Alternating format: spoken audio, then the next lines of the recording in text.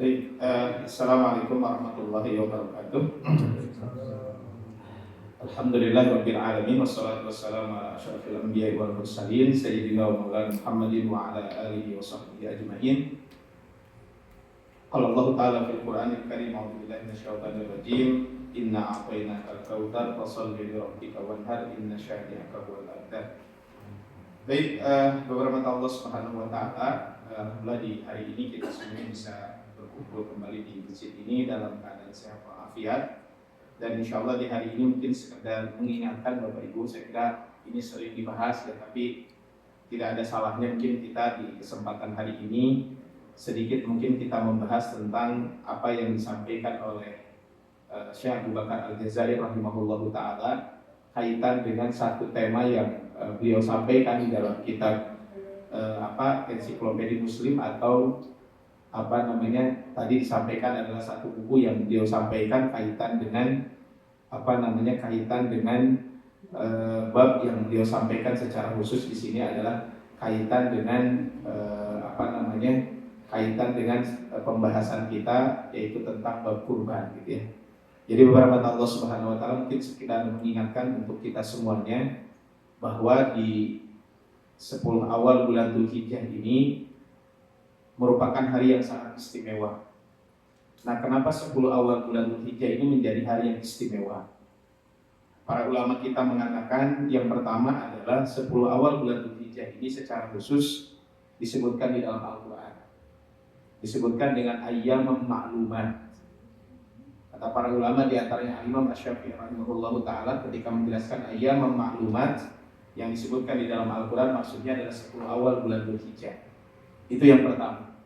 Yang kedua, kenapa 10 awal bulan Dzulhijjah ini menjadi istimewa? Yang kedua adalah 10 awal bulan Dzulhijjah ini menjadi istimewa adalah karena yang kedua jaminan sumpah Allah Subhanahu wa taala. Yaitu Allah Subhanahu wa taala bersumpah di dalam Al-Quran, yaitu di dalam surat Al-Fajr, yang mana ketika itu Allah Subhanahu wa taala bersumpah wal fajri walayalin ashr. Nah, ketika disebutkan kaitan dengan wal fajri walayalin ashr, itu maksudnya adalah demi 10 malam yang terakhir. Apakah yang dimaksud dengan 10 malam yang terakhir? Maka para ulama kita mengatakan yang dimaksud dengan 10 malam terakhir itu adalah yaitu 10 awal bulan Dzulhijjah. Ini adalah yang disebut dengan wal fajri walayalin ashr, yaitu adalah walayalin ashr itu adalah 10 awal bulan Dzulhijjah. Ya, ini adalah kalau kita berbicara tentang bab ini. Jadi saya ulangi, yang pertama adalah disebutkan secara khusus di dalam Al-Quran, sebagaimana disebutkan liyashhadu manafi'a lahum wa yadhkuru ismallahi fi ayyamin ma'lumat. Ya, ini adalah di dalam surat Al-Hajj ayat 28 disebutkan wal ayyamul ma'lumat al-ashr wa akhiruha yauman nahri. Kata Imam Syafi'i bahwa yang disebut dengan ayyam ma'lumat itu adalah 10 awal bulan Dzulhijjah dan terakhirnya adalah di hari An-Nahr, yaitu hari penyembelihan. Yang kedua tadi dijadikan sumpah oleh Allah SWT di dalam Al-Quran, yaitu adalah di surat Al-Fajr walayalin ashr, demi malam yang 10. Kemudian yang ketiga adalah secara khusus memang disebutkan oleh Nabi SAW, yaitu disebutkan oleh Nabi SAW afdalul ayyamid dunya ayyamul ashr. Hari-hari yang paling utama di dunia ini adalah 10 awal bulan Dzulhijjah. Itu maksudnya adalah ayyamul ashr, itu adalah 10 hari pertama bulan Dzulhijjah. Ini menunjukkan keistimewaan hari-hari tersebut. Kemudian yang keempat, Bapak Ibu, disebutkan dalam hadis Nabi SAW, yang hadis ini diriwayatkan oleh Imam Bukhari dari sahabat Abdullah bin Abbas. Rasul menyampaikan amalan paling dicintai ma min ayyamin al-amalus shalihu fiha ahabbu ilallah min hadhil ayyam. Tidak ada hari-hari yang amal soleh dilaksanakan di hari itu lebih Allah cintai ya daripada hari-hari tersebut. Kata Rasul yakni ayyamul ashr. Yang dimaksud dengan hari-hari tersebut adalah 10 awal bulan Dzulhijjah. Kemudian para sahabat bertanya, "Walal jihad fi sabilillah?" Apakah termasuk jihad di jalan Allah? Maka Rasul mengatakan, "Qala walal jihad fi sabilillah." Termasuk jihad di jalan Allah Subhanahu wa taala illa rajulun kharaja bi nafsihi wa malihi. Kecuali orang yang berangkat berjihad dengan harta dan jiwanya, summa lam yarji min dzalika bi syai'in. Kemudian orang tersebut tidak kembali sama sekali atau disebut dengan apa yang dalam bahasa kita adalah orang tersebut adalah mati syahid. Ini adalah kalau kita berbicara tentang 10 awal ini. Kemudian yang terakhir, kenapa 10 awal bulan Dzulhijjah ini menjadi istimewa? Karena ada terkumpulnya ibadah-ibadah induk. Sebagaimana disebutkan oleh Al-Hafidz Ibnu Hajar Al-Asqalani, walladzi yadhhar, yang nampak terkait sebab kenapa 10 awal bulan Dzulhijjah ini menjadi istimewa. Bahwa apa kata beliau? Limakani ijtima'i ummahatil ibadatu fihi. Karena di 10 awal bulan Dzulhijjah ini terkumpul induk-induk ibadah. Apa induk ibadah itu? Ada 4. Salat, zakat, saum, haji. Ya ulangi, salat, zakat, saum, haji. Ini adalah induknya ibadah. Di bulan Ramadan itu hari yang istimewa, bulan yang istimewa. Tetapi mungkin nggak induk ibadah ini berkumpul? Enggak. Salat jelas bisa di bulan Ramadan. Saum apalagi, itu intinya. Zakat, ada zakat yang wajib khusus di bulan Ramadan, zakat fitrah. Zakat mal bisa dilakukan di bulan Ramadan. Tapi haji bisa nggak di bulan Ramadan? Nggak bisa. Tapi kalau di bulan Dzulhijjah, sholat, ya emang tiap hari sholat. Zakat itu tidak mesti di bulan Ramadan, kecuali zakat fitrah. Zakat yang lain tergantung haulnya. Kemudian saum, bisa orang melaksanakan ibadah saum, baik saum sunnah ataupun saum wajib. Saum wajib apa? Orang mengqadha boleh di bulan itu. Saum sunnah, apalagi nanti ada saum secara khusus, yaitu saum Arafah. Maka kemudian adalah haji, dan puncaknya pelaksanaan ibadah haji adalah di bulan Dzulhijjah, yaitu tanggal 10. Maka kata Imam Ibnu Hajar, wala yata'atta dzalika fi ghairihi. Itu semuanya tidak mungkin bisa dilakukan kecuali di bulan Dzulhijjah. Sehingga inilah kenapa 10 awal bulan Dzulhijjah ini menjadi hari yang istimewa, ya. Ini adalah menjadi hari yang istimewa. Nah, Bapak Ibu, apa yang bisa dilakukan di 10 awal bulan Dzulhijjah ini? Yang bisa kita lakukan di 10 awal bulan Dzulhijjah ini adalah pertama, ibadah saum. Ya, saya tidak akan bahas tentang ibadah saum ini. Adalah di 10 awal bulan Dzulhijjah ini adalah ibadah yang ibadah yang utama di 10 awal bulan Dzulhijjah ini adalah yaitu pelaksanaan ibadah saum. Saumnya apa? Saum saum Arafah. Gitu ya, saum Arafah. Boleh nggak saumnya 1 sampai tanggal 9? Boleh. Tapi yang paling penting adalah saum Arafah. Syukur-syukur kita tambah dengan saum yang lain. Yaitu apa? Saum Senin Kemis tentunya. Karena kemungkinan tahun ini lebarannya hari Rabu. Jadi hari Rabu berarti kan kalau hari Rabu tanggal 1-nya itu hari Senin. Jadi tanggal 1 Ramadan 1 Dzulhijjah itu Senin. Berarti kita ketemu 2 Senin, ketemu 1 Kamis. Jadi Senin, Kamis, Senin. Itu tanggal 8 Senin. Tanggal 9-nya hari Selasa. Lebarannya hari Rabu. Artinya apa? Saum Arafah minimal. Kemudian kalau bisa tambah dengan saum Senin Kemis. Kenapa? Karena saum Senin Kemis di hari itu berbeda. Karena kata Rasul, tidak ada amalan yang paling dicintai oleh Allah melebihi amalan di 10 awal bulan Dzulhijjah tersebut. Maka ini adalah melaksanakan ibadah saum. 1 sampai tanggal 9 boleh. Karena dalam hadis riwayat Imam Abu Daud, istri-istri Nabi SAW meriwayatkan bahwa Rasul melaksanakan ibadah saum di 10 awal bulan Dzulhijjah. Maksudnya 10 awal berarti 1 sampai tanggal 9, karena tanggal 10-nya haram.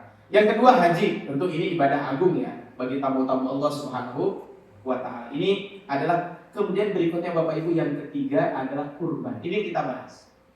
Jadi di antara amal ibadah yang bisa kita lakukan itu apa? Ibadah kurban. Kemudian berikutnya adalah berzikir kepada Allah Subhanahu wa Ta'ala, dan yang berikutnya adalah melaksanakan ibadah sholat wajib secara berjamaah, dan tentu nanti jangan lupa kita melaksanakan sholat Idul Fitri. Nah, ini adalah di antara amalan-amalan yang bisa kita lakukan di 10 awal bulan Dzulhijjah ini. Jadi ini kurang lebih Bapak kalau dibuat mappingnya adalah jadi 1 ibadah haji tamu Allah ya, itu adalah melaksanakan ibadah haji mabrur balasannya surga. Kemudian haji itu jemaah haji yang haji tamattu ada kewajiban menyembelih haji. Walaupun hari ini agak unik memang di Indonesia ya, haji tahun ini ada sebagian yang disembelih di Indonesia. Tahun ini tuh ada beberapa kelompok bimbingan ibadah itu yang disembelihnya di Indonesia. Padahal ini fatwanya pun belum keluar ya. MUI juga belum mengeluarkan fatwa. Pemerintah Arab Saudi juga setahu saya belum ada fatwanya bahwa haji boleh disembelih di luar Arab Saudi, maksudnya di luar tanah Arab. Karena haji ini berkaitan dengan tempat dan berkaitan dengan waktu. Waktunya adalah 10 sampai 13. Memang ada sih sebagian ulama yang membolehkan sebelum tanggal 10, tapi pendapat yang kurang kuat, pendapat yang paling kuat wallahu a'lam adalah 10 sampai 13, sama waktunya seperti kurban. Cuma yang membedakannya apa? Tempatnya. Kalau kurban dimanapun boleh, tapi kalau haji itu harus di tanah suci.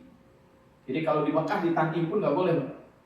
Kenapa di Tan'im nggak boleh? Karena Tan'im itu di luar tanah haram. Jadi harus di tanah haram. Nah memang untuk pendistribusian, setahu saya untuk pendistribusian dibolehkan walaupun aslinya untuk penduduk Mekah, tapi kan penduduk Mekah dengan sebanyak itu nggak mungkin ya. Jumlah penduduk Mekah dengan jumlah jemaah haji itu lebih banyak jemaah haji gitu kan. Sehingga akhirnya kalau pendistribusian di luar. Ini haji. Kemudian sholat berjamaah dengan sunnah-sunnahnya, sholat Idul Adha. Zikir, ada zikir mutlak, ada zikir muqayyad. Zikir mutlak 1 sampai tanggal 9, kapanpun waktunya. Zikir muqayyad adalah setiap selesai sholat fardu nanti kita melaksanakan zikir muqayyad setelah sholat fardu. Itu nanti dari tanggal 10 sampai tanggal 13. Kurban, ini yang akan kita bahas di hari ini. Kemudian saum, nanti saum 9 hari, itu ada dalilnya dari istri-istri Nabi. Saum tarwiyah itu diperbolehkan oleh para ulama, asal jangan meyakini kaitan dengan keutamaan saum itu. Ya, karena ada hadis palsu yang mengatakan, para ulama mengatakan, bukan saya yang mengatakan. Di antara Imam Ibnul Jauzi mengatakan dalam kitab Al-Mawdu'at itu termasuk hadis palsu. Siapa yang saum tarwiyah tanggal 8 pahalanya sama dengan saum setahun. Siapa yang saum Arafah pahalanya sama dengan 2 tahun. Kata Imam Ibnul Jauzi mengatakan ada perawi namanya Ad-Dibbi, dia adalah kadzab. Kadzab itu pendusta. Sehingga periwayatannya jadi bermasalah. Kemudian saum Arafah. Ini adalah yang paling penting kita lakukan adalah saum Arafah tersebut. Sekarang kita masuk Bapak Ibu kaitan dengan kurban ini ya. Kaitan dengan kurban ini. Apakah yang masuk dengan kurban ini? Kata Syekh Abu Bakar Al-Jazair rahimahullahu taala, beliau mengatakan kurban itu apa? Ta'rifuha. Jadi ketika beliau membahas tentang kurban, maka beliau membahas tentang kurban ini ada ada 11 poin yang beliau sampaikan. Ya. Yang pertama adalah kurban itu adalah ta'rifuha, definisinya. Apa definisi kurban ini? Kata Syekh Abu Bakar Al-Jazair, beliau ketika menjelaskan tentang definisi kurban ini adalah, maka kata beliau, hiya syatut tudbahu duhan yaumal id taqarruban ila Allah Ta'ala. Yang namanya kurban atau dalam bahasa Arab sering disebut dengan udhiyah. Bahasa kita disebut dengan kurban. Ya, jadi kurban itu diterjemahkan ke dalam bahasa Indonesia. Karena penggunaan bahasa Arab baik itu di dalam hadis-hadis Nabi, termasuk juga di dalam fikih klasik yang ditulis oleh para ulama, itu disebut dengan udhiyah. Adapun penamaan kurban sebenarnya kaitan dengan Qabil dan Habil. Itu qarraba kurban. Jadi ada ketika menamakan kurban dalam bahasa kita tidak salah banget. Kenapa? Karena ada itu qarraba kurban. Ketika 2 orang anak Nabi Adam alaihissalam mereka mengorbankan. Cuma di situ kan kurbannya tidak identik dengan. Cuman kan sudah menjadi bahasa Indonesia itu kurban. Jadi jangan dipermasalahkan ya. Jadi kalau dalam literatur berbahasa Arab, termasuk di dalam hadis-hadis Nabi, biasanya apa? Menggunakan kata udhiyah. Makanya al-udhiyah hiya syatut bahuduhan yaumal id taqarruban ila Allah. Hewan yang disembelih pada waktu duha di hari raya Id dalam rangka taqarrub kepada Allah. Jadi di sini pertama hewan yang disembelih.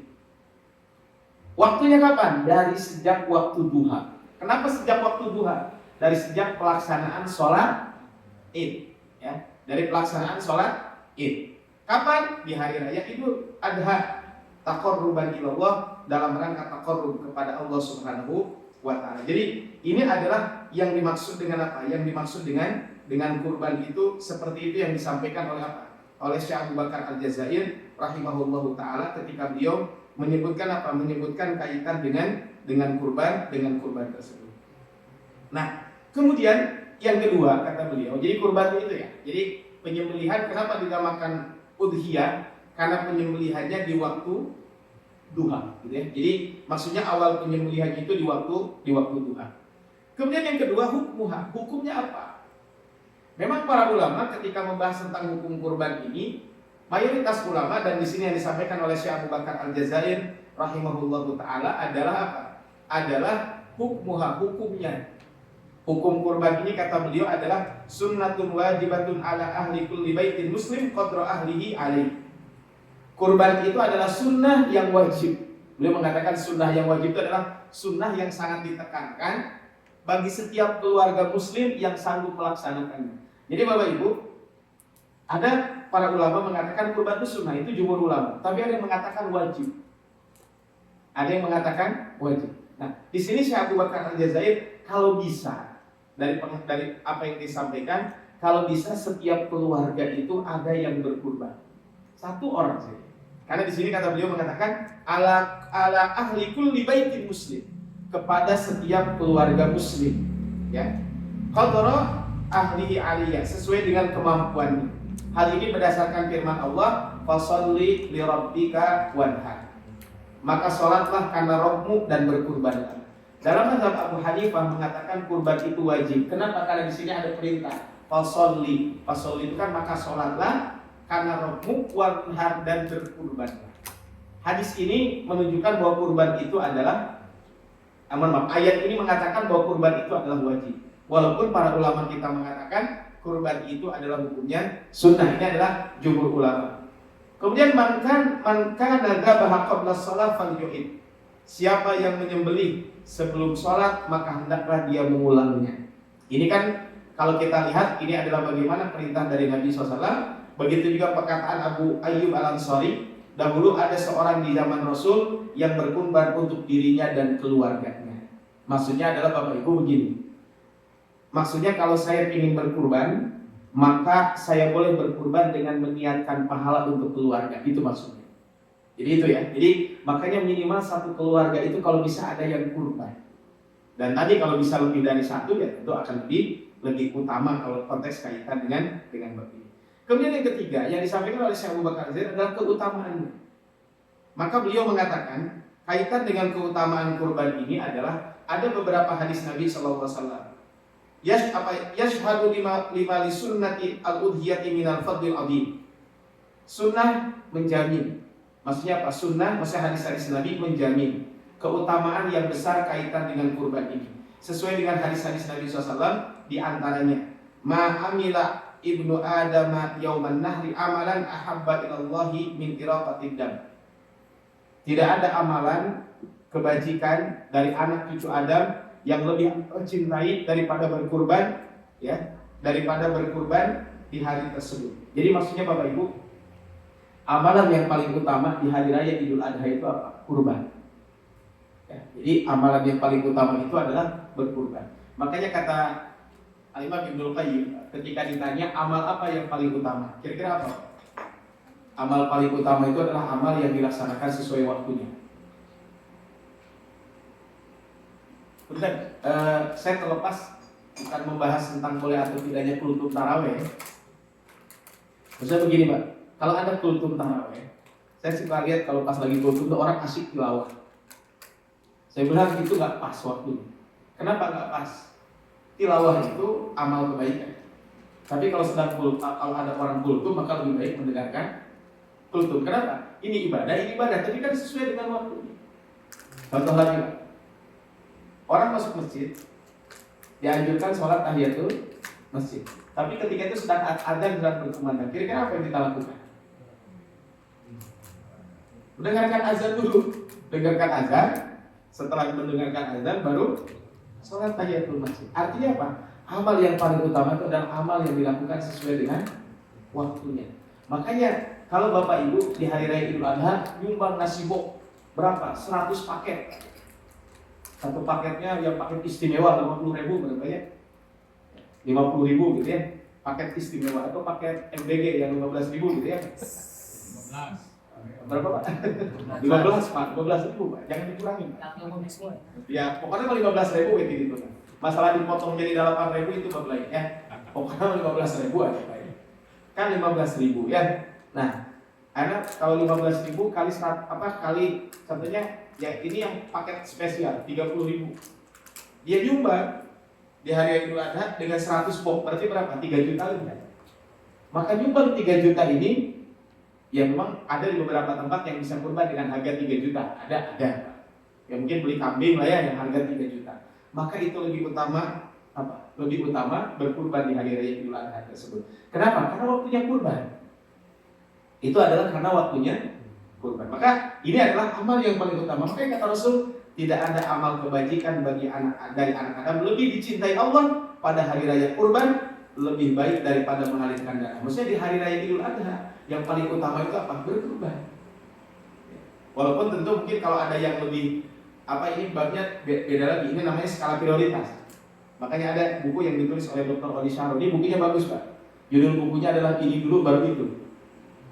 Jadi itu sebenarnya fikih aulawiyat. Ya, cuman beliau bahasakan dengan bahasa Indonesia. Ini dulu baru itu. Itu bagus, Pak. Karena kadang kita ini suka berbenturan antara dua amalan.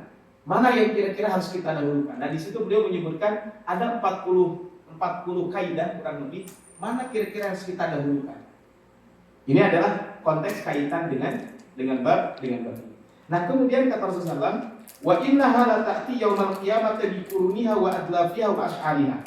Hewan kurban itu kelak di hari kiamat akan datang dengan tanduknya, dengan kukunya dan bulu-bulunya. Wa inna ad-dama la yaqa'u min Allah azza wa jalla bi makanin qabla an yaqa' 'ala al-ardi fatibu biha nafsan. Sesungguhnya darah itu telah mencapai keridhaan Allah sebelum mencapai tanah, maka kerjakanlah dengan kerelaan hati. Ini Pak keutamaan kurban. Satu, amal yang paling dicintai oleh Allah. Yang kedua, nanti hewan itu akan menjadi saksi untuk kita semuanya. Bahkan yang menjadi saksi gak tanggung-tanggung. Sesuatu yang kita pun gak digunakan, bulunya, kukunya, tanduknya, itu nanti akan datang di hari kiamat menjadi syafaat untuk kita semuanya. Ada hadis Nabi yang lain. Wa qauluhu sallallahu wa qad qalu lahu ma hadhihi udhiyah. Ketika Rasul sallallahu ketika para sahabat bertanya tentang kurban, maka beliau mengatakan sunnatu abikum Ibrahim. Kurban itu adalah sunnah ayah kalian, orang tua kita yaitu Ibrahim. Kemudian malana minha, ya Rasul, apa yang kami dapatkan dari kurban itu? Maka Rasul mengatakan bikul lisya'atin hasanah. Setiap bulunya itu adalah satu kebaikan. Qalu fasuh. Bagaimana dengan bulu domba ya Rasulullah? Maka Rasul mengatakan bikul lisya'atin minasuki shadaqah. Setiap rambut dari domba tersebut adalah satu kebajikan. Tapi Bapak Ibu jangan memahami hadis ini secara zahir ya. Karena sapi yang enggak ada bulunya ada ya? Ada kan sapi bulunya sedikit kan? Hari itu mau mendingan kurban domba 7 kan? Bulunya loba dibanding korban satu sapi yang bulunya mungkin lebih banyak 7 kambing ya. Maksudnya ini adalah betapa besar Pak kebaikan itu. Maksudnya gini, kabayang satu bulunya aja satu kebaikan. Coba Bapak hitung bulu domba bukan ada sebaliknya. Maksudnya bukan berarti kudu dihitung bulu nanti. Sama kan ada hadis Nabi SAW mengatakan, maka kambing yang disembelih itu apa? Yang bertanduk, bukan berarti Bapak tandukkan unggul. Kenapa disebut tanduk itu? Karena tanduk itu biasanya apa? Tanduknya bagus, biasanya badannya pun bagus kan seperti itu. Ini adalah kalau kita berbicara. Jadi di antara keutamaan yang beliau sampaikan ini. Jadi pahalanya sangat besar di sisi Allah Subhanahu wa Ta'ala. Bapak Ibu, kemudian berikutnya Syekh Abu Bakar Al-Jazair beliau menyebutkan hikmahnya apa? Saya sebutkan 4 hikmah yang disebutkan oleh beliau. Pertama adalah ihya sunnati Imamul Muwahhidin Ibrahim Khalil. Jadi yang pertama adalah at-taqarrub ila Allah azza wa jalla. Pertama, kurban ini dalam rangka mendekatkan diri kepada Allah. Tadi sudah disebutkan ayatnya ya. Karena kul inna sholati wa nusuki. Nusuk itu artinya apa? Berkurban. Walaupun nusuk hari ini kalau di Arab Saudi itu aplikasi untuk jemaah haji dan jemaah umroh. Itu namanya nusuk. Kenapa disebut nusuk, Pak? Karena nusuk ini sebenarnya ibadah. Jadi makanya mungkin terinspirasi dengan buah nusuki, kan sering disebutkan sesungguhnya sholatku dan ibadahku. Maka di situ disebutkan nusuk gitu ya. Ini nusuk ini aplikasi yang dibutuhkan oleh jemaah haji dan jemaah umroh hari ini. Yaitu apa? Wa mahya wa mati lillahi rabbil alamin la syarika lahu wa bidzalika umirtu wa ana awwalul muslimin. Kemudian berikutnya Pak, yang kedua adalah menghidupkan sunnah imam para juru tauhid yaitu Nabi Ibrahim alaihissalatu wassalam. Ini tadi sudah disampaikan. Yang berikutnya Pak, ini kan dari sisi tadi yang pertama adalah kalau lihat dari sini adalah yang pertama tadi adalah dari sisi taqarrub kepada Allah, kemudian melanjutkan meneladani Nabi Ibrahim, dan yang ketiga adalah ini adalah dari sisi sosial. at-tausi'atu 'alal iyal yaumal id wa isya'atur rahmati bainal fuqara wal masakin. Jadi hari raya Idul Adha itu apa? Memberikan kelapangan bagi keluarga dan menyebarkan kasih sayang di antara fakir miskin. Mungkin banyak Pak di antara masyarakat yang memakan daging itu jarang. Makanya punten saya sering sampaikan Pak ya, kurban itu bukan ngumpulin daging, tapi kurban itu berbagi daging. Karena bisa Bapak Ibu menanti dia menang, itu menang, gitu ya. Bagusnya kita berbagi dengan yang lain, gitu ya. Makanya saya lebih cenderung gini Pak, mungkin ada kerjasama antar masjid, gitu ya. Karena suka ada Pak begini ya. Kadang ada, gitu ya. Ya kalau saya di kampung saya itu bagus. Jadi di kampung saya itu ada 1 RW, ada 2 masjid. Jadi kalau itu mas sudah di split gitu Pak. Pokoknya mah warga dari sini ke sana, dari masjid ini, dari sini ke sana, dari masjid ini. Sehingga tidak ada yang double. Tapi biasanya betul Pak, kalau di kota itu ya masjid, gitu ya, karena berdekatan. Nah, mau gimana dekat masjid 2 nana, beda RT gitu ya. Tapi berdekatan, karena bisa dapat 3 atau 2 tempat. Saya suka lihat juga Pak, bagus ada di beberapa masjid yang dibagi kupon. Tapi kadang kupon itu ada orang yang memang sengaja Pak, ketika sholat itu pukul lilingan nyari kupon. Saya pernah ketemu dengan ini. Nah dia nyari-nyari kupon itu, kemudian apa? Ketika nyari-nyari kupon tersebut, dia dapat Pak banyak kupon. Ya gak apa-apa sih sebenarnya. Cuman kan bagaimana supaya tadi adalah di situ ada bagaimana pemerataan. Saya pernah ketemu Pak dengan orang. Malam-malam waktu itu kebetulan saya di rumah sama teman-teman, ada remako yang suka ngaji di rumah. Karena pas hari raya Idul Adha, sudah udahlah di rumah aja kita nyatek. Ya nyatek kebetulan saya kurban waktu itu kan ada hak pekurban itu, jadi kita nyatet. Pas lagi nyatet tiba-tiba ada pedagang lewat, terus ya kita berhentikan. Terus dia bilang Pak, cina kurban di dia cina pilih sugarnya ayah jatah. Saya bilang iya Pak, tapi udah habis dah. Terus ada lagi orang lewat bawa daging juga Pak, nggak dikasih juga. Tapi kata dia Pak, nah cinta Bapak abdi mana meninggal Bapak. Ya cina ada abdi semalam tuh biasanya jam 11, jam 12 sama pantesan saya udah tidur Pak. Nah cerita yang nama Bapak ngalang dulu siang kayaknya, ini cina yuk daging cina seur pisan. Pas dibuka Pak itu di gerobak itu daging semua. Jadi dari sini dapat, dari sini, ya bagus nggak apa-apa. Dia dapat daging cuma akhirnya apa? Jadi tidak merata. Makanya bagus kalau ada pemerataan dan lain sebagainya. Dalam rangka tadi Pak, ada yang kebagian, ada yang numpuk di satu tempat seperti ini. Ini adalah kaitan dengan jadi intinya walaupun nggak ada masalah pada daging kurban bukan zakat ya. Daging kurban bukan zakat. Kalau zakat kan ketentuannya jelas ya, ini nggak boleh kepada selain asal. Tapi daging kurban lebih bebas Pak. Makanya kalau saya dulu ketika kuliah di Arab itu Pak, kalau kurban itu nggak dikelola oleh masjid Pak. Kurban itu sendiri Pak. Maksudnya masing-masing, dan rata-rata nyembelihnya jarang yang sapi, jarang yang unta. Apa nyembelihnya? Domba. Masjid domba gitu ya. Ada orang nyembelih domba, dia punya supir nanti, nih buat kamu, pahanya 1. Ada lagi orangnya kamu mau nih, pahanya 1. Udah selesai gitu. Kan ibaratnya kan sebenarnya. Cuman kan kalau kita dikelola dengan baik, ini juga satu kebaikan. Nah berikutnya adalah Bapak Ibu adalah tentu ini syukur kepada Allah Subhanahu Wa Taala atas hewan ternak yang telah ditundukkan oleh Allah Subhanahu Wa Taala bagi kita semuanya. Baik, ini kaitan dengan hikmah. Bapak Ibu saya akan bahas tentang hukumnya begini. Apa saja hukum-hukum yang berkaitan dengan kurban ini? 1 Pak, tuntunan hewan kurban. Ini mungkin buat panitia atau buat Bapak Ibu yang beli sendiri. Ya, tuntunan hewan kurban itu apa? Tidak cukup berkurban kurang dari domba jazah, yaitu umurnya setahun atau mendekati setahun. Adapun kambing, unta atau sapi maka tidak cukup apabila kurang dari kategori antani, yaitu adalah, jadi kalau ada domba Pak, ada kambing.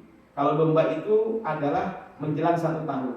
Kalau kambing dia harus 1 tahun masuk tahun kedua. Nah kalau sapi Pak, itu adalah harus 2 tahun memasuki tahun ketiga. Itu ya. Jadi kategorinya apa? Kambing berumur 1 tahun dan memasuki tahun kedua. Unta berumur 4 tahun memasuki tahun kelima. Kalau sapi berumur 2 tahun dan memasuki tahun ketiga. Nah ini buat para panitia harus berhati-hati Pak. Kadang ada sapinya besar gitu, tapi usianya baru 1 tahun setengah. Maka karena Rasul mengatakan la tadbahu illa musinna. Jangan sembelih kecuali musinna. Musinna itu apa? Kambing atau sapi atau unta yang mencapai usia tertentu. Illa an yaksura alaikum, kecuali kalau sulit untuk mendapatkannya. Fatat bahu jada'atan minal dhani wal musinnatu minal an'am hiya thaniyah. Musinnah dan setiap hewan ternak itu adalah as-thaniyah. As-thaniyah itu tadi Pak, dia sudah mencapai usia tertentu. Nah ini tentunya Pak. Jadi tidak cukup berkurban itu hanya cari hewan gedenya aja tidak. Tapi juga ada ketentuan usia. Kenapa disebut thaniyah Pak? Karena thaniyah itu biasanya ada gigi yang sudah tanggal. Biasanya kalau para peternak itu tahu Pak. Ya tapi Bapak Ibu punten ya tahu ngariweukeun oge gitu nya. Ngariweukeun teh mana cenah akte kelahiran ulah teh. Nah, itu susah pada daya dinas mah, daya nu capek aja di dunia perbinatangan begitu ya. Itu Pak yang pertama. Yang kedua kata beliau salamatuha. Salamatuha itu artinya apa? Hewan kurban itu adalah tidak cukup berkurban menggunakan hewan kecuali hewan yang sehat dari segala macam cacat. Jadi maksudnya adalah hewan yang kita kalau kita membeli hewan itu tidak boleh buta. Ini nggak boleh kalau buta, ya. Kalau hewan minus gimana Pak? Atau rabun gitu? Ya itu apa? Tuh rabun minus ada hewan. Tapi kan kalau buta kan makanya kata Rasul al auratul bayyinu auraha. Jadi kelihatan kan kalau buta matanya tertutup satu atau mungkin ketusuk atau apa. Kemudian yang kedua tidak boleh pincang. Jadi tidak boleh hewan yang pincang. Yang ketiga tidak boleh pecah tanduk dari pangkalnya atau putus telinganya. Kemudian tidak boleh hewan yang sakit. Karena kalau yang sakit kan akan berbahaya. Makanya mungkin salah satu ikhtiar bagus juga saya lihat di beberapa kabupaten kota itu kan hewan kurban itu semacam apa dicek dulu secara kesehatannya oleh otoritas yang berwenang. Itu apa? Kemudian juga tidak boleh yang sakit dan tidak boleh juga ajam, kurus kering sampai tidak memiliki sumsum. Jadi ada 4 yang dilarang oleh Rasulullah SAW kalau kita kurban. 1, binatang yang buta. Yang kedua, binatang yang sakit. Yang ketiga, binatang yang pincang. Yang keempat adalah binatang yang kurus kering dan tidak memiliki susu. Ada sampai tulangnya itu kelihatan banget. Kalau cek orang Sunda mah kayak alawinana gitu ya. Nah ini adalah 4 larangan. Tapi kalau yang tadi contohnya telinganya terputus itu memang kesempurnaannya tidak seperti itu. Atau tanduknya yang patah itu kalaupun ada yang tanduknya patah nggak ada masalah. Tapi lebih utama adalah yang tanduknya masih utuh dan lain sebagainya. Itu tidak memulai. Tapi yang 4 ini para ulama mengatakan 4 ini harus ditekankan sama sekali. Karena ini mah yang nampak sekali kaitan dengan keselamatan ini. Kemudian berikutnya Bapak Ibu, kurban yang paling baik itu apa? Nah berikutnya adalah di sini afdaluha. Afdalul udhiyah maka kabsan aqran faklan abyad yukhalitu sauda haula ainaihi wa fi qawaimihi. Paling afdal kurban itu adalah hewan kurban adalah kambing kibas bertanduk jantan berwarna putih dan ada pola hitam menghiasi sekitar mata dan keempat kakinya. Ini artinya punten bahasa Sundanya gini Pak. Hewan yang paling bagus itu dedegan. Dedegan apa ya? Apa bahasa dedegan apa ya? Jadi secara fisiknya itu menarik. Makanya tadi kenapa bertanduk? Kenapa yang putih? Tapi cenah mah di demo orang enggak hamdam, domane ge harari itu tidak naon. Cuma maksudnya ini adalah kalau bisa yang ada seperti itu. Sebab apa? Sebab kambing yang seperti ini yang disukai Rasul dan beliau berkurban menggunakannya. Jadi kalau cari kambing yang bulunya putih, kemudian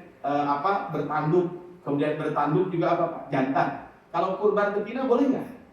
Boleh nggak apa-apa. Jadi kurban itu pakai hewan betina itu diperbolehkan. Tapi lebih utama adalah jantan.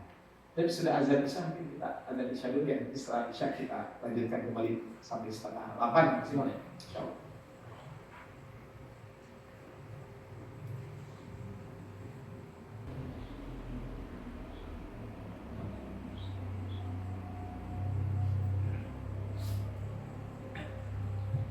Ya, baik Bapak Ibu kita lanjutkan ya.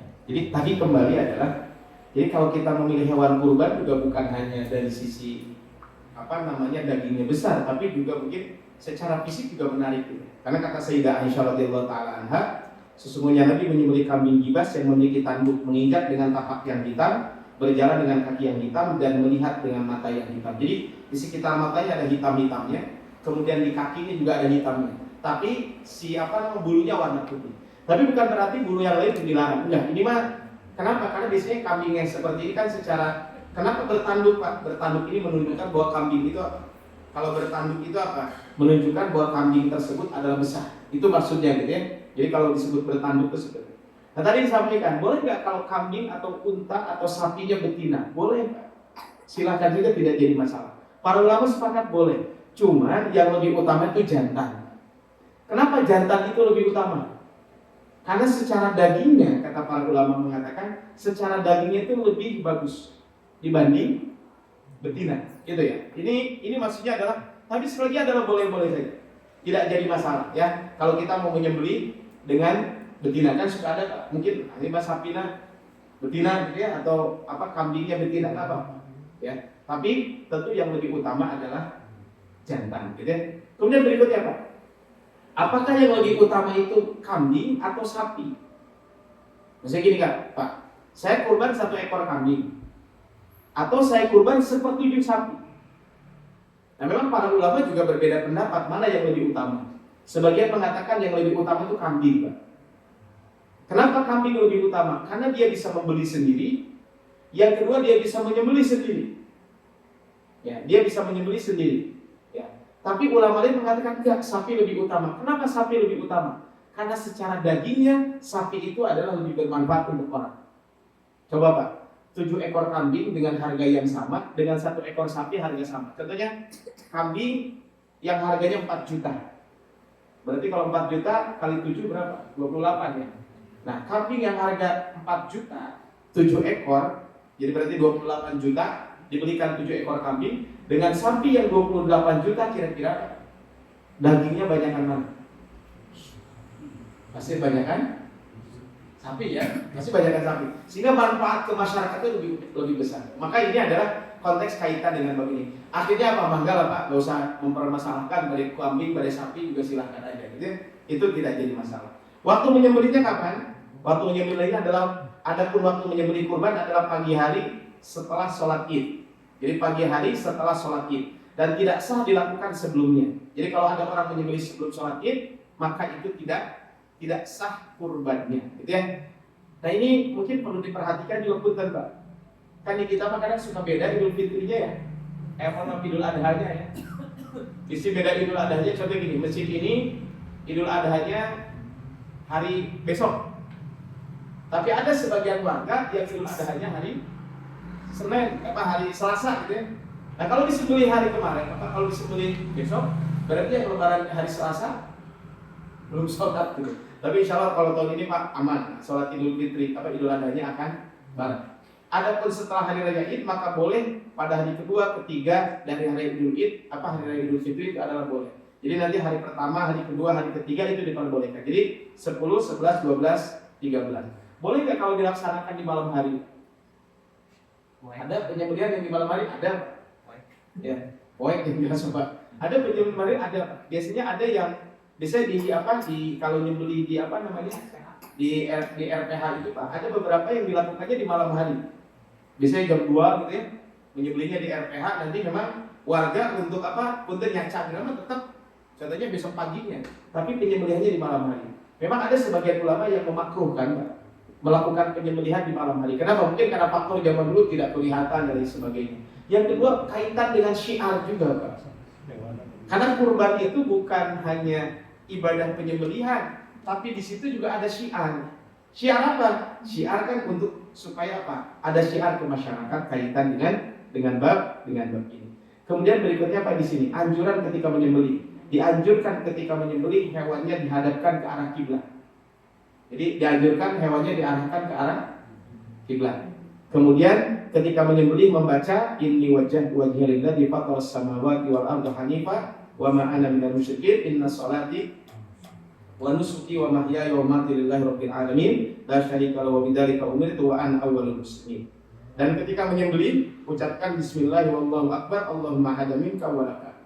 Ya, ini adalah kaitan dengan penyembelihan. Nah, Bapak Ibu, kemudian di sini boleh nggak kalau kurbannya diwakilkan ke orang? Boleh Pak. Jadi kalau kita kurban, kemudian kurbannya diwakilkan kepada orang lain. Dianjurkan bagi seorang muslim untuk memotong hewannya sendiri. Makanya tadi Pak, kenapa kalau kambing itu lebih utama? Karena bisa mencit sorangan. Kalau sapi, ketujuhan saya kira hewan kan kalau mungkin. Nah, Jadi kalau bisa menyembelih itu sendiri. Ustaz, kalau perempuan boleh menyembelih? Boleh. Jadi nanti bapak-bapak yang jadi panitia bisa ayah ibu-ibu kurban tawarkan dulu lah. Ibu pada mencit ku ibu. Jadi tidak ada Pak syaratnya yang menyembelih itu harus laki-laki, enggak Pak. Perempuan pun boleh. Tapi selama saya hidup belum pernah lihat penyembelihan hewan kurban dilakukan oleh ya nggak tahu kalau yang lain ya. Cuman saya nggak pernah lihat gitu ya. Kenapa mungkin laki-laki? Karena mungkin secara tenaga dan lain sebagainya dia lebih kuat. Tapi sebenarnya nggak ada masalah. Jadi makanya nanti tawarin kayak ibu-ibu nggak bisa kurban ibu pada dibajin ke ibu gitu. Mau nggak? Ya silakan. Jadi nggak ada apa syaratnya. Kalau menyembelih harus wudu lah gitu. Jadi nggak ada syaratnya. Cuman anjuran dihadapkan ke arah kiblat. Ustaz, namun dihadapkannya ke arah mana? Boleh Pak, silakan. Gak usah bingung-bingung gitu nya. Kita sapi itu kesini harusnya ke wetan gitu nya. Maka sedangkan kiblat itu kan di kulon ya. Yang tengah lah hari hese mah pencit. Cuman anjurannya diarahkan ke arah kiblat. Jadi nanti panitia memastikan Pak bahwa si sapi itu nanti diarahkan ke kiblat. Kan ini walaupun saya yakin ini mah sudah biasa dilakukan. Cuman tadi Pak, jadi anjurannya adalah kita menyembelih sendiri. Anjurannya menyembelih sendiri. Kalau tidak bisa menyembelih, boleh diwakilkan kepada orang lain. Dan ini kesepakatan para ulama. Boleh diwakilkan kepada orang lain. Nah, bagi orang yang tidak menyembelih sendiri, diwakilkan kepada orang lain, anjurannya adalah melihat proses penyembelihan itu. Makanya Bapak Ibu nanti dipastikan yang kurban itu diabsen lah gitunya. Ini hewan pertama Bapak Fulan itu ada orangnya. Tapi ya punten Pak, kalau kita yang kurban total artinya kayak gara-gara kita kedatang, jadi penyembelihannya jadi terlambat. Makanya saya sudah disampaikan, Bapak Ibu kita akan disembelih jam segini. Lalu Bapak terdongkap pada dipencit. Maksudnya saya sebagai panitia memutuskan akan disembelih aja. Makanya dikasih waktu. Kalau terlambat ya udah jangan nyalahin gitu ya. Jadi ada anjuran Pak kita untuk menyaksikan penyembelihan. Sebagaimana Rasul pernah menyampaikan kepada putrinya, ya, wahai Fatimah, coba kamu saksikan prosesi penyembelihan hewan kurban tersebut. Kalau tidak bisa juga nggak apa. Jadi bukan satu kewajiban, cuman ada anjuran untuk apa Pak? Untuk menyaksikan prosesi penyembelihan itu. Gitu ya. Yang ketujuh Pak, anjuran cara pembagiannya. Memang para ulama sendiri juga tidak sepakat bagaimana cara pembagiannya. Cuman yang masyhur itu adalah seperti yang disebutkan oleh Syekh Abu Bakar Al-Jazair, kata beliau adalah apa? Maka kismatuha al-mustahabbah, anjuran pembagiannya. Dianjurkan untuk membagi hewan kurban itu menjadi 3 bagian. Sepertiga untuk dimakan anggota keluarganya, sepertiga untuk disedekahkan, dan sepertiga untuk dihadiahkan kepada teman-temannya. Jadi ini adalah anjurannya dibagi sepertiga gitu ya, sepertiga gitu kan. Tapi Ustaz boleh nggak? Kalau di masjid mah ada biasanya itu sepertiga, pokoknya mah rek sapi sakintal, rek sapi 2 kintal, rek sapi 1 ton, anggar we dibagi nama 3 kilo. Boleh nggak? Nggak apa-apa Pak, silahkan. Ya itu tidak jadi masalah ya. Kenapa kok Syekh Abu Bakar Al-Jazair menyampaikan seperti itu? Karena dia mengatakan kulu, makanlah. Jadi yang kurban itu ada anjuran memakan hewan kurbannya. Makanya punten Pak ya. Ini punten saya mudah-mudahan di sini enggak ya. Karena ada di beberapa masjid. Jadi pokoknya mereka sapi hiji, sapi 2, sapi 3 dibrungkeun ke KB. Setelah itu yang kurbannya dibagi dari sapi mana saja. Kalau bisa jatah kurban itu dari sapinya gitu. Karena suka ada tuh di beberapa, atau kadang dia harus cara sapi hiji we bagikan ke kurban. Pokoknya mah sapi hiji mah jago kurban we, nu kurban 20 hiji yang itu dari situ semuanya. Boleh enggak apa-apa. Cuman kan anjurannya apa? Makan dari hewan yang dia berkurban ya, gitu ya. Itu mungkin perlu diperhatikan di situ. Jadi kalau ya terlepas mangga. Contohnya, kalau saya di masjid dekat rumah saya, memang kalau saya biasanya apa? Pokoknya mah sapi 1 ditimbang berapa kilo, sepertiganya dikasihkan kepada yang kurban. Full sepertiga. Itu mangga, dan itu mah kebijakan saja, Pak. Itu tidak harus sepertiga. Ada yang mengatakan dibagi sepertiga. Ada yang mengatakan dibagi 2. Tapi bahkan di sini disebutkan kata Rasul makan, wadah minum simpan. Wa tasaddaqu dan bersedekahlah. Boleh pula menyedekahkan seluruhnya dan boleh pula tidak menghadiahkan. Artinya maksud disodaqohkan kan mungkin ada perbedaan antara hadiah dan sedekah. Apa bedanya Pak? Kalau sedekah itu murni karena Allah, kalau hadiah itu biasanya karena ada hubungan pertemanan dan lain sebagainya. Walaupun hadiah dan sedekah sama-sama pemberian. Hadiah juga kalau diniatkan karena Allah tetap akan jadi pahala di sisi Allah Subhanahu wa taala. Ini Bapak Ibu, ini hal yang penting menurut saya adalah konteks kaitan dengan pendistribusian. Mungkin kalau di sini sudah berjalan, oh iya memang kami biasa memisahkan, itu bagus. Jadi sapi satu memang jatahnya nanti 7 pekurban diambil dari sini. Apakah mau sepertiga full atau memang kebijakan dari panitia, pokoknya yang kurban dapat jatah 2 kilo, ya udah selesai, nggak ada masalah. Yang kurban mau sapi berapa kilo pun dapat 3 kilo, itu mangga Pak, itu kebijakan ada di panitia. Tapi tadi intinya adalah yang kurban itu ada anjuran untuk memakan sebagian dari hewan kurban tersebut. Kemudian berikutnya apa Pak? Memberikan upah untuk tukang jagal selain dari hewan kurban. Nah ini mungkin penting juga. Karena ada di beberapa tempat jagal itu diupah dengan kepala sapi. Jatah jagal itu diupah dengan apa? Dengan kulit, itu nggak boleh. Kenapa tidak boleh dijadikan upah? Karena itu sudah kita sedekahkan, bahasa gitu. Itu sudah kita serahkan kepada Allah Subhanahu wa taala. Berarti kalau sudah diserahkan kepada Allah ketika dijadikan upah, kan berarti ada pemotongan kan? Jadi bahasa kita disunat berapa ya, kurunnya 15.000 jadi berapa tadi? 8.000. Nah, itu kan nggak boleh Pak. Di dalam urusan dunia aja nggak boleh ada sunat menyunat, apalagi ini urusannya ibadah. Nah kalau contoh gini, saya kurban sapi gitu ya. Kemudian apa? Si kepalanya dijadikan upah untuk jagal. Berarti apa? Saya kurban tanpa kepala. Kan kurang lebih begitu Pak. Orang tadi Pak yang pincang aja nggak boleh, apalagi dia nggak ada kepala. Kan ibarat, kalau logikanya kan begitu aja Pak. Tapi ini secara syariat mengatakan begitu. Kenapa? Karena Rasul itu pernah berpesan kepada Ali bin Abi Thalib. Ali bin Abi Thalib kata Rasul apa? Amara Rasulullah an aku ala budnihi. Aku diperintahkan oleh Rasul untuk menggantikannya agar apa? Aku diperintahkan oleh Rasul untuk mengurus hewan kurbannya. Wa an atasaddaqu bi luhumiha wa junudiha wa jilaliha. Dan aku diperintahkan untuk bersedekah dengan dagingnya, dengan kulitnya, dan sebagian besar dari hewan tersebut. Artinya semuanya disedekahkan, semuanya dibagikan. Kemudian kata Rasul, wa alla u'tiyal jazira minha syai'an, dan aku tidak akan memberikan sedikit pun kepada jagal itu sebagai upah. Kata Rasul, wa qala nahnu nu'tihi min indina, kami akan berikan itu dari kantong-kantong kami. Artinya ada, kalau mungkin sekarang ada biaya operasional. Nah memang ini Pak, jadi problem hari ini juga dibahas oleh para ulama kontemporer hari ini. Karena kalau dilihat di zaman Rasul kan nggak ada panitia kurban Pak ya. Kan nggak ada panitia kurban ya. Nah walaupun kalau tidak ada kepanitiaan, memang Ali itu kan mirip dengan kepanitiaan. Ibaratnya begitu kan, panitia itu kan mewakilkan. Nah ketika mewakilkan kepada panitia, panitia itu bukan pemilik hewan kurban. Nah ini juga mungkin yang menurut saya untuk kehati-hatian, baiknya memang panitia itu tidak dijanjikan jatah khusus. Apa? Contoh gini, saya sebagai warga jadi panitia. Kan biasanya panitia mah pas balik kurban benar gitu ya. Pas di iman kebagian ini. Yang jadi problem kalau saya punya anak 5. 5-5-nya jadi panitia. Istri saya 1 jadi panitia. Saya ustaz. Jadi saya mau ustaz jabat, berarti panitia jabat. Kan ada boleh saya mau berjatah 2 ya. Jatah ustaz dan jatah panitia. Jadi saya dapat jatah 2, istri saya 1, anak saya 5. Jadi benar 8 kilo Pak. Belum jatah warga. Jatah warga jadi sabar kilo Pak, 1 kilo Pak. Eta hiji domaeun Pak. Nah ini kan konteks kaitan dengan bab ini. Makanya punten Pak, saya sampaikan begini. Saya kemarin di rumah mengumpulkan panitia dari sebuah di komunitas gitu. Jadi mereka berkurban, mereka mengadakan kurban komunitas. Saya bilang bagus kalau begini aja. Jadi gini, saya sebagai panitia, kan ada hadis Nabi SAW kan. Ini mungkin kalau kita kaitkan apa ya dengan hadis Nabi, kan ini hadisnya umum.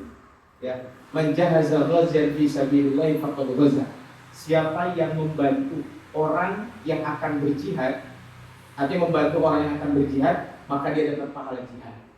Maka saya bilang kepada para panitia, berarti kalau antum membantu yang kurban, insya Allah pahala antum pun besar. Walaupun saya tidak berani mengatakan kamu dapat pahala kurban, enggak. Tapi kan membantu orang yang kurban, maka dia akan mendapatkan pahala yang sama kalau dari hadis itu ya. Karena kalau kata Syekh Utsaimin rahimahullahu taala, ketika beliau menjelaskan tentang hadis itu, maka berarti siapa yang membantu orang yang mencari ilmu, maka dia dapat pahala seperti orang mencari ilmu juga. Artinya apa? Kita membantu. Menjahazal ghazyan fi. Artinya apa?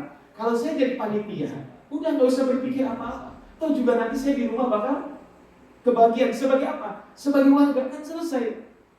Sehingga apa? Nggak usah lah kita pusing-pusing menginginkan ini itu dan lain sebagainya. Ini adalah poinnya harus diingatkan. Jadi kepanitiaan itu perlu dimotivasi seperti itu. Kenapa? Supaya dia juga. Nah kemudian yang kedua, karena yang harus menyembelih itu siapa? Yang kurban. Yang harus membagiin siapa? Yang kurban. Karena yang kurban mewakilkan kepada panitia, aku harus ada perhatian. Apa perhatiannya? Ya itu tadi Pak. Makanya mungkin biaya operasional. Sehingga apa? Panitia itu kalau memang harus diupah, cari dari biaya operasional. Biaya operasional bisa jadi dari dana pribadi yang kurban, atau bisa jadi mungkin warga ada yang nyumbang dari sebagainya. Maka silakan. Boleh-boleh aja. Makanya saya dengan teman-teman komunitas itu kadang gini Pak, yang kurban ada biaya operasional dari kurban itu, tapi kadang juga suka ada kumpulin donasi. Sok anu badai mas yang konsumsi, maka ini kan dalam rangka apa Pak? Ya tapi nggak apa-apa. Ya mungkin tidak bisa kurban, ya saya ngasih konsumsi lah ke panitia gitu ya. Ya boleh, kalau ngasih konsumsi kan boleh-boleh aja dari siapapun. Nah ini Pak, jadi kalau seperti itu, kemudian yang berikutnya, karena saya ini sebagai pekurban, harusnya siapa? Saya yang membeli, saya yang membagikan dan lain sebagainya. Karena saya meminta bantuan kepada panitia, maka sangat wajar kalau saya pun bersedekah kepada siapa? Kepada panitia. Itu kan enak Pak kalau seperti itu. Tadi jagal boleh nggak dapat kepala? Boleh, tapi bukan sebagai upah. Kalau sebagai dia sebagai jagal dapat apa? Dapat kepala, dapat apa? Silakan, nggak masalah. Nah itu mah bukan zakat yang ada aturan bakunya. Kalau itu nggak apa. Jadi contoh gini Pak, boleh nggak kalau begini ngebaginya? Ngebaginya itu berdasarkan jumlah anak yang ada di rumah. Jadi contohnya ini, satu rumah anaknya 5. Berarti dapatnya contohnya apa? Hitungannya adalah satu orang hitungannya 2 os. Berarti kan kalau anaknya 5 di rumah jadi berapa? 1 kilo. Nah, ini mah kan di rumahnya kan anaknya 2, berarti cuma 4 os. Nah, silakan aja, bebas aja gitu. Itu perlu rata. KB juga enggak, cuma panitia doang perlu. Ya agak repot ya apa? Silakan aja. Ya, riwayatnya nggak apa-apa lah. Dan kita memang jadi panitia niatnya adalah kita mencari pahala sebesar-besarnya. Kan kalau seperti itu mah enak Pak. Nah, kemudian perlu diingatkan juga karena suka ada oknum-oknum tertentu Pak. Kemarin yang panitia kumpul di rumah saya itu bukan di masjid saya, tapi di panitia komunitas. Dia cerita, Ustaz, dari tahun kamari mah ada cokor nanti lebih hiji. Nah, nah ini perlu diingatkan juga Pak. Perlu diingatkan. Jangan sampai kita mengambil yang bukan hak kita. Apalagi naudzubillah min dzalik Pak, pernah kejadian di salah satu masjid, eta memberi nyumputkeun poho Pak. Teuing poho berhenti rek dicopot era. Itu we. Da eta mah pas sampai bau. Begitu bau itu bau bangke Pak, dicari-cari itu ternyata apa? Aya daging di dalam plastik. Yang mungkin wallahu a'lam itu ini perlu diingatkan ya. Kalau mungkin Bapak Ibu yang kebetulan jadi panitia, terus ada orang yang mungkin punten Pak, kan namanya juga suka ada oknum dan lain sebagainya, diingatkan, di sini ada nyakuan berbanyak. Karena pernah juga katanya ada yang, ya tadi Pak, daging rasa cokor. Kenapa? Karena dia pakai sepatu boot, ya asukin kan sepatu boot dan ada, itu macam-macam. Ini saya dapat cerita dari orang-orang ya. Nah, saya bilang hal seperti ini tentu perlu saling mengingatkan saling dengannya. Sehingga Pak, artinya apa? Poin saya adalah di sini. Jadi panitia juga perlu edukasi. Jadi perlulah dikumpulkan, dikasih nasihat bahwa kita ini seperti ini, lillahi ta'ala dan lain sebagainya. Ya betul itu kita sampaikan. Tapi juga kalau saya sebagai yang kurban, ya harus juga tuh menyiapkan dana operasional dan lain sebagainya untuk mereka. Ataupun kalau saya tentunya dapat 5 kilo gitu ya, maka saya sampaikan ke ketua panitia, Pak, abdi kan kayak jatahnya 5 kilo, wios Pak, no abdi mah kilo we, 2 kilo mah mangga buat panitia makan-makan. Kan enak kalau seperti itu, silakan, gak ada masalah itu. Karena berarti kan itu apa? Sedekah dari pekurban. Ini Pak, ini masih gini, yang kurban juga harus apa? Harus merasa saya ini dibantu oleh orang. Karena sudah dibantu oleh orang, wajar terus kalau saya juga memberikan apresiasi kepada orang tersebut. Nah orang yang diangkat jadi panitia bersyukur kepada Allah. Kenapa? saya dapat kesempatan untuk beramal. Nah, kenapa Pak? Karena panitia zakat amil zakat itu beda dengan panitia kurban. Panitia kurban itu bukan amil kurban. Jadi nggak ada amil kurban.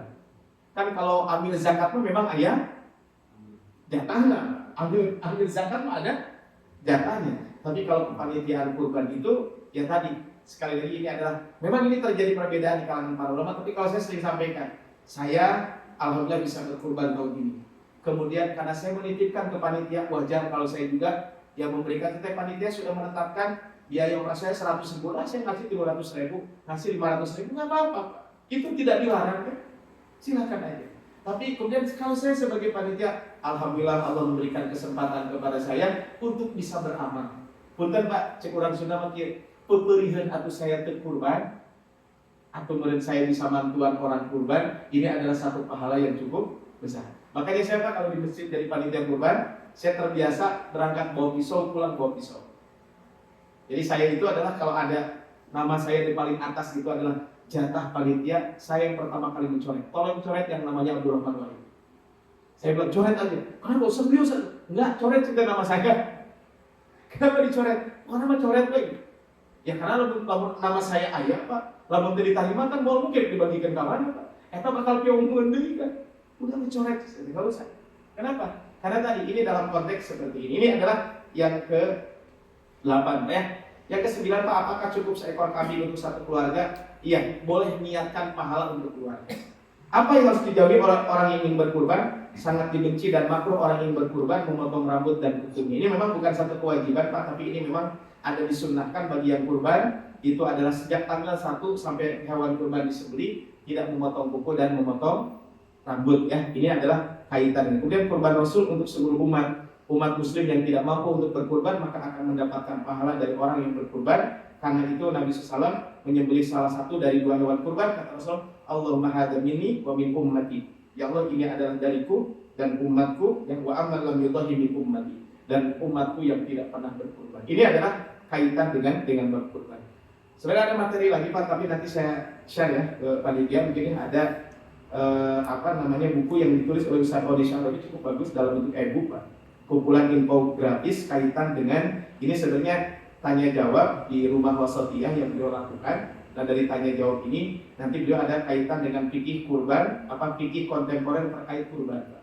Ini ada beberapa hal, contohnya di kita kan ada patungan kurban yang boleh seperti apa, yang enggak seperti apa. Kemudian ini ada kaitan dengan bab muamalah, distribusi daging kurban dalam bentuk olahan kan ada ya sekarang di beberapa lembaga kurban tapi dalam bentuk ornet gitu ya.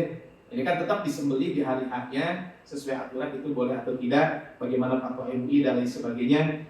Terus di sini juga termasuk fi juleha, juru sembelih halal ya. Itu kan bagaimana aturan syariatnya dan lain sebagainya. Tapi sekiranya itu saja Pak yang bisa disampaikan. Masih ada beberapa menit lagi mungkin sebelum agak. Kalau itu yang berkaitan dengan panitia itu kan, kalau hadisnya itu jaga tidak boleh menerima daging ya, boleh Pak. Nah panitia itu masuk kategori jaga atau bukan? Karena kebiasaannya panitia itu mendapat jatah daging juga. Entah itu saya tidak tahu apa itu upah atau jatah biasa atau gimana. Ada agak dilema juga kalau misalkan sekarang ini mencari panitia yang kecuali kalau dibayar seperti jagal. Itu satu. Yang kedua, kalau tadi yang disampaikan bahwa ibadah yang paling utama itu ibadah yang sesuai dengan waktunya ya. Kalau misalkan seperti seorang yang mempunyai hutang, ketika di pas waktu kurban itu mana yang lebih utama? Membayar hutang dulu atau kurban dulu? Baik, yang pertama Pak, sekolah ini pertanyaan memang menarik Pak. Ini masalah kontemporer sebenarnya kan, karena dulu tidak ada kepanitiaan di zaman Rasulullah SAW. Memang ada sebagian ulama yang mengatakan panitia itu mirip jagal. Kenapa? Karena ada kemiripan. Walaupun dia kan jagal itu kan bukan hanya menyembelih ya. Kan kalau dulu itu kan tadi Rasul memerintahkan kepadaku, kata Ali bin Abi Thalib, untuk mengurus hewan kurban ini. Dan aku diperintahkan untuk membagikan semuanya. dan tidak boleh memberikan kepada jagal. Artinya di sini ada sebagian yang memahami panitia hari itu seperti jagal sebenarnya. Karena dia walaupun tidak menyembelih tapi kan apa? Nyacang dan lain sebagainya kan, karena di zaman Rasul juga nggak mungkin kalau berkurban hanya jagal dan mencit kumpul kan enggak. Pasti ada proses nyacang dan lain sebagainya. Nah karena inilah sehingga sebagian mengatakan panitia itu adalah sebagai jagal. Makanya ini memang perlu solusi bersama Pak ya. Ini memang perlu solusi bersama. Tadi boleh nggak kalau panitia ada sodako? Boleh nggak? Ada sodako mah boleh. Apa bedanya upah dengan sodako? Upah malah untuk dibayar nama gitu. Nah, gitu. Makanya ini Pak perlu menurut saya begini. Pak, kalau yang saya lakukan itu biasanya gini. Saya kumpulkan yang panitia. Saya bilang ke panitia, saya tidak menjanjikan daging. Karena ya saya juga nggak tahu, ini bukan punya saya kan. Akhirnya saya sebagai panitia, sebagai penanggung jawab saya bilang begitu. Tapi kepada yang kurban saya kumpulkan juga yang kurban. Bapak Ibu beli pada sodako, gitu ya, kaitan dengan daging kurbannya gimana? Itu satu. Yang kedua sih Bapak Ibu, ini kulitnya bagaimana? Ya apakah mau saya bagikan? Mangga, ya mangga aja Pak Ustadz, Pak Ustadz tuh. Udah kalau begitu mah izin Bu, kulitnya akan saya sodakokan kepada panitia. Sehingga akhirnya waktu itu kulitnya langsung saya kasihkan aja, nih buat kalian, buat kalian, buat kalian. Seperti itu Pak. Ini salah satunya. Walaupun ada sebagian yang mengatakan ya tadi karena jagal itu beda dengan kepanitiaan. Tapi kan ini bagusnya memang perlu duduk bersama, intinya di situ ya. Jadi perlu dikasih pemahaman juga kaitan dengan panitia dan mungkin ada panitia yang memang gak usah dapat daging nggak apa-apa. Supaya mengurangi juga Pak jatah gitu ya. Nah, tapi ada mungkin orang-orang tertentu yang memang perlu karena Pak mungkin dia memang sangat membutuhkan juga. Sehingga nanti punten kan apa contohnya gini, saya panitia, saya juga pekurban. Yang ini satu lah untuk meminta daging gue jadinya gitu. Ya udah cukup. Yang pokoknya itu satu. Yang kedua kepanitiaan itu bisa jadi pekurban nanti yang bertanggung jawab untuk mencari panitia. Tapi panitia itu benar bisa gawe gitu ya.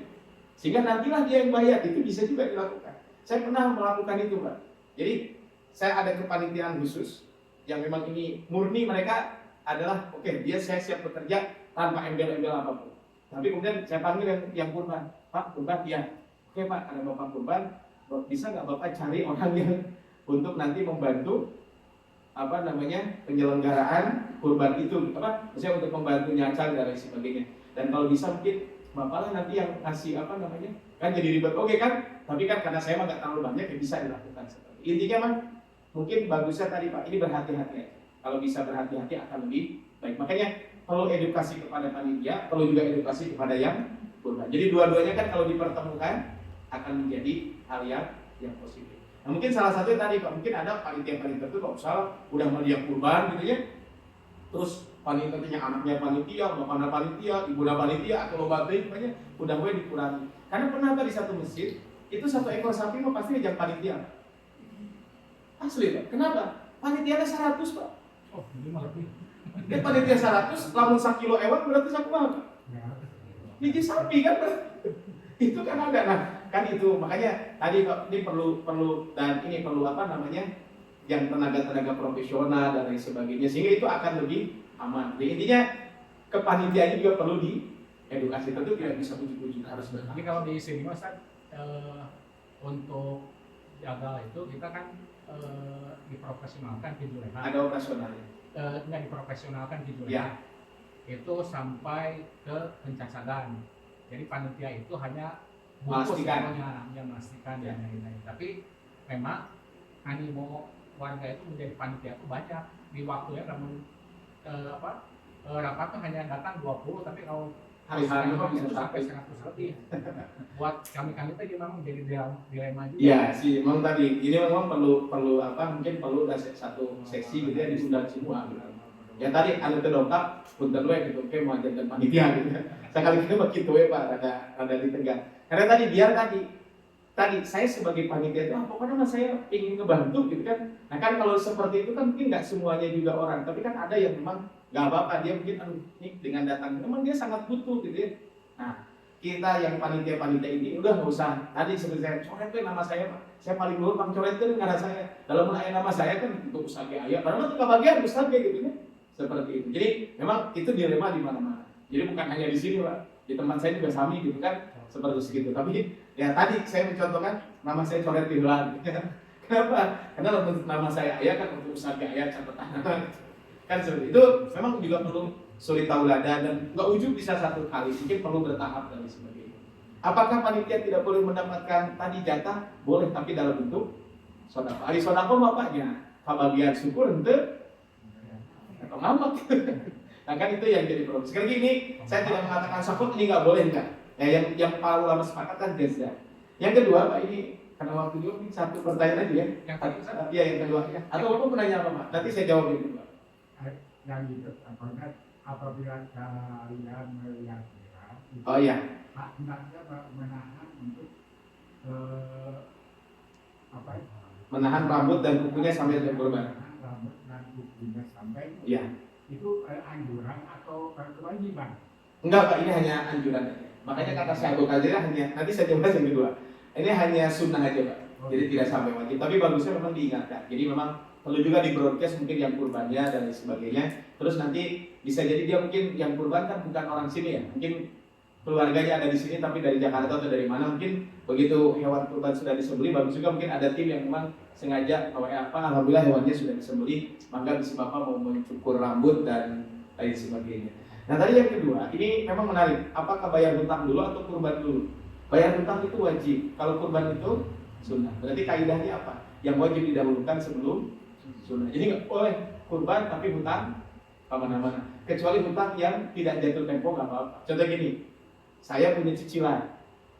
Saya punya cicilan kan hutang. Tapi kan cicilan aja saya mau cicilan itu 10 tahun kalau nyicil rumah contohnya. Maka apa? 10 tahun itu untuk kurban pun kan ya nggak gitu juga. Gitu. Jadi kalau ada hutang yang jatuh tempo memang didahulukan kurban. Kalau ada hutang yang jatuh tempo didahulukan bayar hutang. Kenapa? Karena hutang itu kewajiban, kurban itu sunnah. Boleh nggak kalau saya kurban tapi hutang tidak saya lunasi? Boleh minta izin sama yang punya hutang. Ikutnya gini, saya punya hutang ke bapak, Pak izin nanti balik kurban dulu. Ya kan nanti gak cicilan ke bapak, sasinya Pak sasi payuda nanti nyicilin bios kan? Kata bapak emang enggak. Nah, itu Pak diperbolehkan. Makanya orang yang berjihad itu Pak kalau punya hutang izin dulu sama yang punya hutang. Kan jihad itu kan ada fardu kifayah karena bisa jadi kan kena izin dulu. Jadi upah pribadi jihad itu kena izin dulu karena ganggu hutang. Kenapa? Kayak bisa ngawat ke Pak. Karena mati syahid itu tertutup Pak. Masuk surga nggak jadi gara-gara hutang. Nah terus tadi yang kedua, kalau hutangnya yang tidak jatuh tempo ya nggak apa-apa. Pak, pertanyaan berikutnya Pak, boleh nggak kalau kurban tapi hutang? Karena saya pernah Pak, saya kurban di kampung halaman. Saya bilang ke DKM-nya, Pak boleh nggak? Saya kan belum ada uangnya, boleh nggak saya pinjam dulu? Makanya saya bilang bayar habis kurban, nggak apa-apa. Kata Imam Ahmad boleh, asalkan dibayar. Ada yang Pak kurban 2 tahun terbayar-bayar kan repot. Jadi boleh ya kata Imam Ahmad kalau kita kurban tapi nyicil, nggak apa? Ya nyicil dulu gitu ya. Itu tapi ya tentu lebih bagus ya kan nyicil. Pahalanya dicicil atau saya? Pahalanya ya hutangnya kan dicicil. Nah kenapa kurban boleh nyicil? Karena Imam Ahmad ketika ditanya, saya mau akikah bolehkah saya hutang? Kata Imam Ahmad boleh. Mudah-mudahan dengan kamu hutang Allah mudahkan kamu membayar hutang tersebut. Ya itu maksudnya Allah memudahkan kamu untuk melunasi hutang tersebut dengan kamu menjalankan sunnah Nabi SAW. Jadi Pak tentang kepanitiaan memang ini masalah yang kompleks ya. Mungkin perlu bertahap dan perlu mungkin sulit tauladan dari bapak-bapak. Udahlah saya mah panitia teh murni, saya mah jadi panitia saya jadi kan didengar mengurangi tadi orang-orang yang tadi ini memang ada yang memerlukan ya nggak apa-apa. Jadi biar jatah kita aja lah. Apalagi punten di antara bapak-bapak yang panitia ini kan juga pekurban ya. Nah karena kita berkorban adalah sebagian sodako buat yang panitia tersebut. Ini kan akan menjadi solusi juga Pak kaitan dengan ini. Tapi demikian Pak, mudah-mudahan bermanfaat. Nanti soalnya saya kirimkan ya ke panitia mungkin tentang ini Pak, tentang fikih muamalah kontemporer kaitan dengan kurban. Di sini bapak-bapak di sini ada yang presale kurban atau apa gitu ya. Ada di sini afiliator kurban juga Pak ada. Bisa ada yang jadi afiliator, bukan afiliator kurban jadi ini ya. Jualan kurban tapi jadi afiliatornya dan sebagainya. Itu bagaimana hukum fikihnya seperti itu. Subhanallah wa bihamdihi, asyhadu an la ilaha illa anta, astaghfiruka wa atubu ilaik. Assalamualaikum warahmatullahi wabarakatuh. Waalaikumsalam.